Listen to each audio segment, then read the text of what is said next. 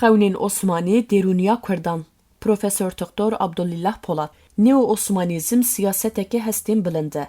Ew ji sembolên kevnar sûd werdigire, behsa mezinbûna rabirdûyê dike û di demên xetereyê de soza parastinê dide. Di pratikê de ew dîrokê biniha re tevlihev dike.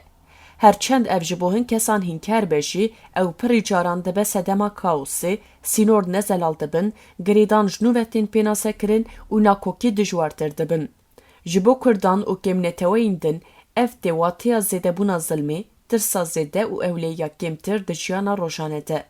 Wateya peyva Osmanî îro kêm caran bi awayeke hevgirtî tê ravekirin. Di dîrokê de Osmanî bi piranî zimaneke nivîskiyê tevlihev bû.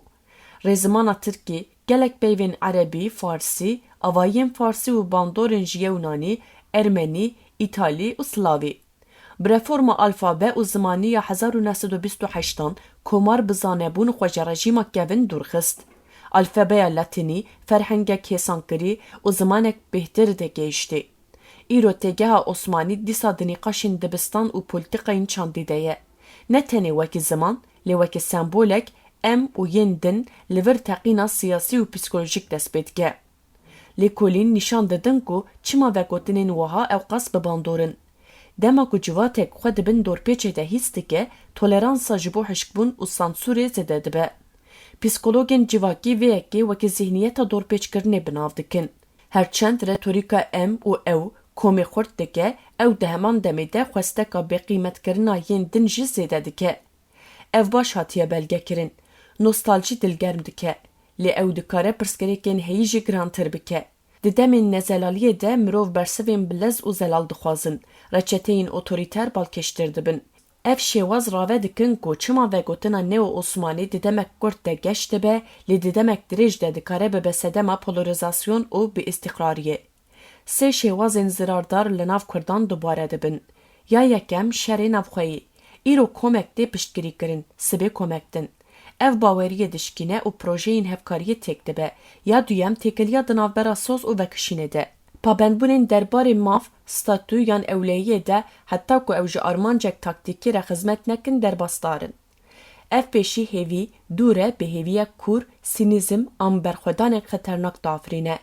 Sêyem krîminalîzekirina berxwedanê û pîrozkirina hevdem a dilsoziyê. Nakokiyên siyasî dibin mijarên dilsoziyê yan xıyanetê. Rengên gewr winda dibin, mirov xwe sansûr dikin û qada giştî biçûk dibe. Encamên psikolojîk aşkere ne. Tirs, wendakirin û tundîtî jî bi rêya malbatan tê neveguhestin. Herçend êdî kes qala wan neke jî. Ev wekî travmaya nifşî tê binavkirin. Nîşaneyên tîpîk bê aramiya hundirîn, bêxewî, bêewlehî û hestên domdar ên hişyariyê ne. Dilema jî derdikevin holê yên ku bi aşkereyê ziman çand û ramanên xwe pratîk dikin, xwe bêewlehîs dikin, yên ku li gorî wê tevdigerin û vê yekê wekî xıyanetê dibînin. Nakokiyên di navbera nifş, herêm û kampên siyasî de zêde dibin. Enerjî ne ber bi pêşketinê ve, li ber bi xêzkirina sînoran ve tê rêvekirin. Diaspora qadên ewle diafirînin. Serweriya hiqûqê, perwerde û qada giştî. Li wir arşîv dikarin werin avakirin, nîqaş dikarin werin kirin û birîn dikarin werin derman kirin. Di heman demê de wêneyên îdealîzekirî derdikevin holê ku bi rastiyên tevlihev ên herêmê re nakokin. Ji dûr ve xetên paqij balkêş xuya dikin, ji hundir ve lehevkirin ji bo jiyanê girîngin. Eger guhertin were astenkirin, dûrî bi nezanî xetên şikestinê yên nû kurtir dike. Tişta ku bi rastî dibe alîkar sadeyî ye. Dewleteke pêbawer ku ji bo her kesî heman rêgez hene, tirsê kêm dike û hesta girîngiyê dide mirovan. Dema ku ziman û çand bi awayeke berbiçav têne rêzgirtin, mirov hestek aidiyet û nirxê hîs dikin. Gihîştina dadperweranê ya dadgehan, dezgehên hikûmetê, dibistan û polîsan rêz nîşan dide. Ev yek baweriya ava dike. Kurîkul û mizaxane bi dengê cihêreng, Tirk, Kurd, Ereb, Ermen hestên emlidî jî wan kêm dikin. Piştgiriya travmayê di malbatan de stresê kêm dike. Xwendina medyayê li dijî derew û propagandayê diparêze. Tiştek ji van neecêbe, lê ew dixebite. Neo-Osmanîzm soza serbilindî û rêkopekiyê dide. Ew hesta xurt îlham dide, lê kêm caran pirsgirêkên rojane çareser dike. Dema ku nêzîkbûna bi desthilatdaran re ji edaletê girîngtir dibe, yên herî qels cefayê dikişînin. Ji ber vê yekê em hewçeyê kêmtir gotinên mezin û pratik dadperwertirin. Mafên wek hev, ewlêya wek hev û derfetên wek hev.